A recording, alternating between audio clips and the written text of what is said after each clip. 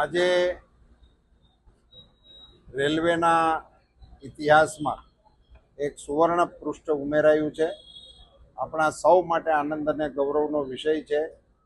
આદરણીય પ્રધાનમંત્રીશ્રીના વરદ હસ્તે આજે દાહોદ મુકામે લગભગ 24,000 કરોડ રૂપિયાના ખર્ચે કેટલાય પ્રકલ્પોના લોકાર્પણ અને ભૂમિપૂજનના કાર્યક્રમો યોજાયા. આપણા માટે આનંદનો વિષય એ છે કે આપણા રાજકોટ ડિવિઝનની અંદર રાજકોટથી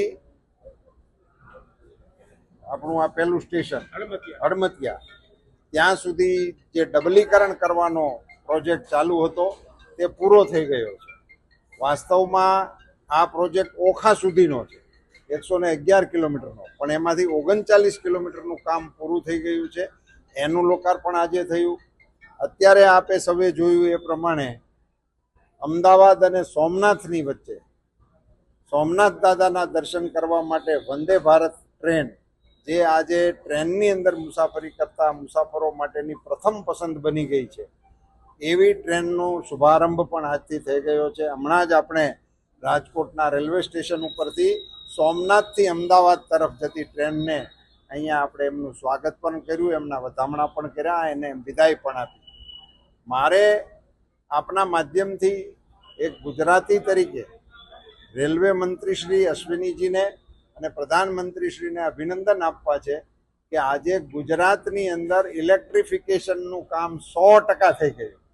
મને કહેતા આનંદ થાય છે કે પહેલી વખત જ્યારે આપણે 24 કલાક વીજળીની વાત કરતા હતા, એમ આજે ગુજરાત એવું રાજ્ય બની ગયું કે રેલવેના બધા જ ટ્રેક 100% એનું ઇલેક્ટ્રિફિકેશન થઈ ગયું. એ આજની તારીખમાં આજે એક છેલ્લો ટ્રેક જે બાકી હતો એ અમદાવાદથી બોટાદ, એનું લોકાર્પણ આજે વડાપ્રધાનશ્રીના વરદ હસ્તે થઈ ગયું. ગોધરાથી આણંદ સુધીનો ડબલ ટ્રેકનો જે પ્રોજેક્ટ હતો એનું પણ લોકાર્પણ થઈ ગયું. અને સૌથી ખુશી અને ગર્વનો વિષય એ છે કે આપણા દાહોદની અંદર ઇલેક્ટ્રિક લોકોમોટિવ બનવાનું શરૂ થઈ ગયું. 23માં મોદી સાહેબે ભૂમિપૂજન કર્યું હતું. એ કારખાનામાંથી આજે એક ઇલેક્ટ્રિક લોકોમોટિવ એ રોડ ઉપર આવી ગયું અને એનું પણ લોકાર્પણ આજની તારીખે થયું. હવે હિન્દુસ્તાનના રેલ માર્ગો ઉપર મેડ ઇન દાહોદ એન્જિનો ચાલતા હશે અને આપણે સૌ આનંદપૂર્વક એક વાત કરી શકીશું કે ભારતમાં બનેલા આ એન્જિનો વર્લ્ડ ક્લાસના છે અને એનું દુનિયામાં એક્સપોર્ટ કરવાનો પણ આ પ્રોજેક્ટની અંદર સમાવેશ છે. એ રેલવેના ઇતિહાસ માટે પણ ગરિમાપૂર્ણ પ્રોજેક્ટ છે ને આપણા સૌ માટે આનંદનો વિષય છે.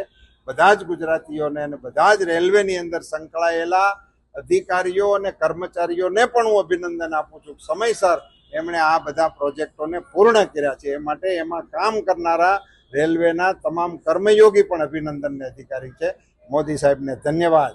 મોદી સાહેબ ઓપરેશન સિંદૂર પછી પહેલી વખત ગુજરાતની અંદર પધાર્યા છે, ત્યારે એમનું ભાવભીનું સ્વાગત પણ છે અને પ્રથમ વખત તેઓએ આવતાની સાથે જ ગુજરાતને આવડી મોટી ભેટ પણ આપી છે. ધન્યવાદ.